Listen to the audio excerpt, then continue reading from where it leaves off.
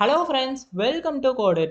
இந்த வீடியோவில் நம்ம என்ன பார்க்க போகிறோம் அப்படின்னா, ஜோஹோவுடைய ரவுண்ட் 3 இன்டர்வியூ ப்ராசஸ் பற்றி தான் ஃபுல்லாக பார்க்க போகிறோம். அண்ட் அவங்க நம்மள்ட்ட என்ன எக்ஸ்பெக்ட் பண்ணுவாங்க, நம்ம வந்து எந்த மாதிரியெல்லாம் அவங்கள அப்ரோச் பண்ணோம்னா, எந்த மாதிரி சொல்யூஷன்ஸ் வந்து அவங்களுக்கு ப்ரொவைட் பண்ணால் நம்மளை நெக்ஸ்ட் ரவுண்ட், அதாவது டெக்னிக்கல் ஹச்ஆர் ரவுண்டு கொண்டு போவாங்கன்னு சொல்லிட்டு ஃபுல் எக்ஸ்பிளனேஷன் வந்து இந்த வீடியோவில் நான் சொல்கிறேன்.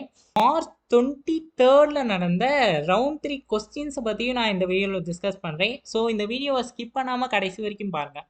ஃபஸ்ட்டு உங்களுக்கு இந்த ரவுண்டில் ஒரு ப்ராப்ளம் ஸ்டேட்மெண்ட்கான கொஸ்டின் பேப்பர் வந்து கொடுத்துருவாங்க. அந்த கொஸ்டின் பேப்பரில் உங்களுக்கு நீங்கள் என்னென்ன ஃபங்க்ஷனாலிட்டிஸ் பண்ணணும் அண்ட் உங்களோட அவுட்புட் வந்து எப்படி இருக்கணும்னு சொல்லிட்டு ஒரு ஃபுல்லாக ஒரு 2 பேஜுக்கு வந்து உங்களுக்கு ஒரு ப்ராப்ளம் ஸ்டேட்மெண்ட் வந்து கொடுத்துருவாங்க. அதை நீங்கள் ஃபுல்லாக ரீட் பண்ணிட்டு உங்களை ஃபஸ்ட்டு டிசைன் பண்ண சொல்லுவாங்க. டிசைன்னா நீங்கள் வந்து என்டிட்டி ரிலேஷன்ஷிப் டயக்ராம், அப்படி இல்லைன்னா ஒரு டேட்டா பேஸ் டிசைன், இந்த மாதிரி நீங்கள் போடணும். அதுலேயுமே வந்துட்டு நீங்கள் என்னென்ன கிளாஸ் வந்து யூஸ் பண்ண போகிறீங்க, என்னென்ன ஆப்ஜெக்ட் வந்து யூஸ் பண்ண போகிறீங்க, எதெல்லாம் உங்களோட பிரைமரி கீ, எதெல்லாம் உங்களோட ஃபாரின் கீ அப்படின்னு சொல்லிட்டு இதெல்லாமே உங்களை ஒரு டயக்ராமாக உங்களை வரைஞ்சு காட்ட சொல்லுவாங்க. ஸோ இதை நீங்கள் வரைஞ்சு காமிச்சிங்கன்னா அதில் கொஞ்சம் கரெக்ஷன்ஸ் வந்து சொல்லுவாங்க. அதெல்லாம் நீங்கள் கரெக்ட் பண்ணிவிட்டு அவங்கள்ட்ட உங்களோட டிசைனை வந்து காமிக்கணும். அண்ட் நீங்கள் டிசைன் காமிக்கும் போதுமே உங்கள்கிட்ட அதனுடைய ரிலேஷன்ஷிப் வந்து கேட்பாங்க. லைக் 1-to-1 ரிலேஷன்ஷிப், அதுக்கப்புறம் 1-to-many, many-to-many, இந்த மாதிரியான ரிலேஷன்ஸ் வந்து கேட்பாங்க. அண்ட் இதுலேயும் அவங்க வந்து உங்களை செக் பண்ணுவாங்க. நீங்கள் வந்து இதை கிளியராக அண்டர்ஸ்டாண்ட் பண்ணி தான் இந்த ரிலேஷன்ஷிப் வந்து போட்டிருக்கீங்களா. ஃபார் எக்ஸாம்பிள், இப்போ மேனேஜர் அண்ட் எம்ப்ளாயி இருக்காங்க அப்படின்னா நீங்கள் வந்து 1-to-manyன்னு போட்டிருக்கலாம். ஒரு எம்ப்ளாய்க்கு வந்து ஒரு மேனேஜர் தான் இருக்கணுமா, ஏன் வந்து ஒரு எம்ப்ளாய்க்கு வந்து மல்டிபிள் மேனேஜர்ஸ் இருக்கக்கூடாதா அப்படின்னு சொல்லிட்டு எல்லா கொஸ்டின்ஸுமே வந்து கேட்பாங்க. நீங்கள் வந்து எவ்வளோ தூரம் அந்த லாஜிக்கை வந்து அண்டர்ஸ்டாண்ட் பண்ணுறீங்கன்னு சொல்லிட்டு செக் பண்ணுறதுக்காக இந்த மாதிரி நிறைய கேள்வி வந்து கேட்பாங்க. ஸோ இதுக்கெல்லாமே நீங்கள் அவங்கள்ட்ட கம்ப்ளீட்டாக ஒரு ஆன்சர் வந்து சொன்னால் மட்டும்தான் உங்களை டிசைன் அவங்க வந்து அக்செப்ட் பண்ணுவாங்க. ஸோ உங்களோட டிசைன் வந்து கிளியராக இருக்கணும். அவங்கள்ட்ட எக்ஸ்பிளைன் பண்ணும் போதுமே நம்ம வந்து கிளியராக நம்ம வந்து நம்ம நோட்டில் எழுதி வச்சுட்டு அவங்கள்ட்ட 1 by 1 இப்படி தான் பண்ண போகிறேன் அப்படின்னு சொல்லிட்டு அவங்கள்ட்ட கிளியராக எக்ஸ்பிளைன் பண்ணுற மாதிரி இருக்கும். அண்ட் ஒன் மோர் திங், நீங்கள் வந்து ஒரு என்டிட்டி ரிலேஷன்ஷிப் டயக்ராம் வந்து பார்த்துட்டு போயிருங்க, எப்படி வந்து அதை போடணும், அதனுடைய ரிலேஷன்ஷிப் வந்து எப்படி போடணும் அப்படின்னு சொல்லிட்டு ஒரு ஒரு 5 to 6 ப்ராப்ளம் கிட்ட நீங்கள் வந்து ஒர்க் அவுட் பண்ணி பாருங்கள். அப்போ தான் உங்களுக்கு அவங்க கேட்குற சிஸ்டம்ஸ்க்கு நீங்கள் வந்து போடுற மாதிரி இருக்கும். அண்ட் இதை நீங்கள் எக்ஸ்பிளைன் பண்ணோடனே உங்களை கோட் பண்ண விட மாட்டாங்க.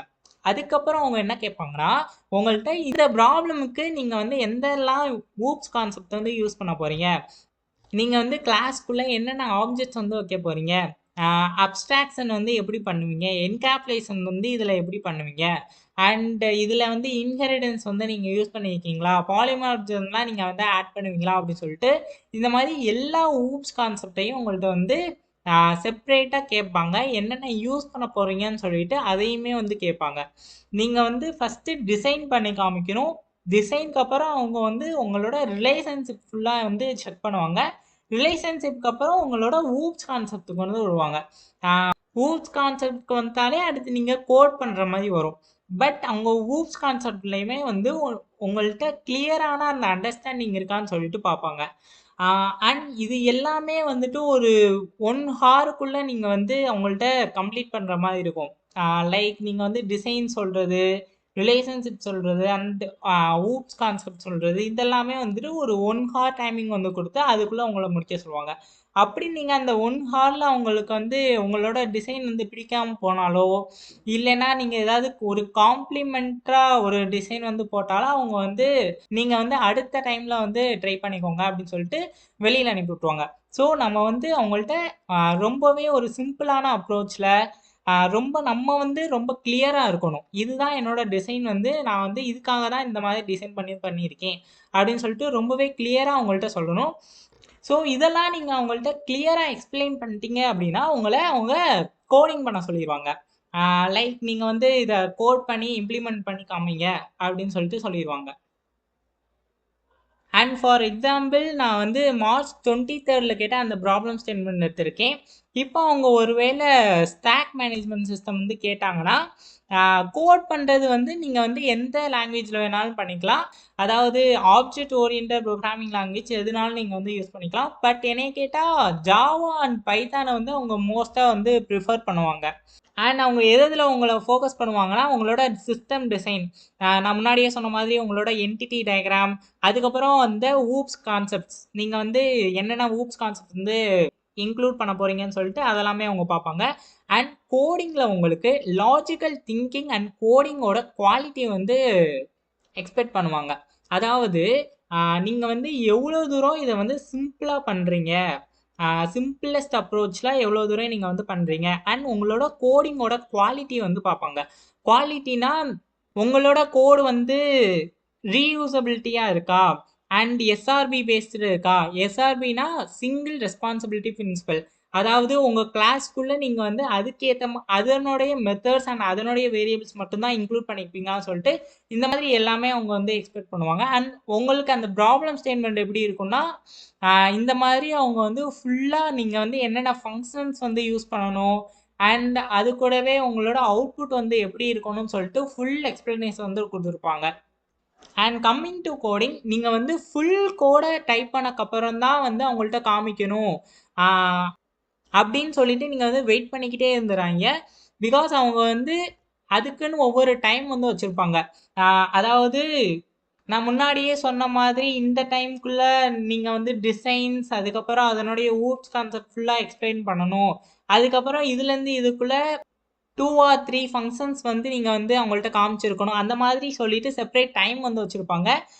அந்த டைம்க்குள்ள நீங்க வந்து அத முடிக்கலைன்னா, அவங்க வந்து அப்பவே வந்து உங்களோட டைம் முடிஞ்சுன்னு சொல்லிட்டு உங்கள எலிமினேட் பண்ணிருவாங்க. ஸோ நீங்க வந்து ஒவ்வொரு ஃபங்ஷன்ஸா முடிக்க ஃபார் எக்ஸாம்பிள் நீங்க வந்து ஆட் நியூ ப்ராடக்ட்டான அந்த ஃபங்ஷன் வந்து முடிச்சிட்டீங்க அப்படின்னா, அத வந்து அவங்கள்ட்ட கூப்பிட்டு காமிச்சிருங்க. இந்த மாதிரி நான் வந்து ஆட் ப்ராடக்ட்டான ஃபங்ஷன் வந்து முடிச்சிட்டேன் அப்படின்னு சொல்லிட்டு. இது மாதிரி நீங்க வந்து ஒரு 2 ஃபங்ஷன்ஸ் வந்து முடிச்சோனே அவங்கள வந்து கூப்பிட்டு நான் வந்து ஆட் பண்ணிட்டேன் அண்ட் அப்டேட் பண்ணிட்டேன். இந்த மாதிரி நீங்க ஒவ்வொரு ஃபங்ஷனை முடிச்சுட்டு அவங்கள கூப்பிடும்போது அவங்களுக்கு வந்து உங்களோட ஃபேஸ் வந்து ரெஜிஸ்டர் ஆயிரும். ஸோ தட் உங்களை வந்து எலிமினேட் பண்ண சான்சஸ் வந்து கம்மியாகும்.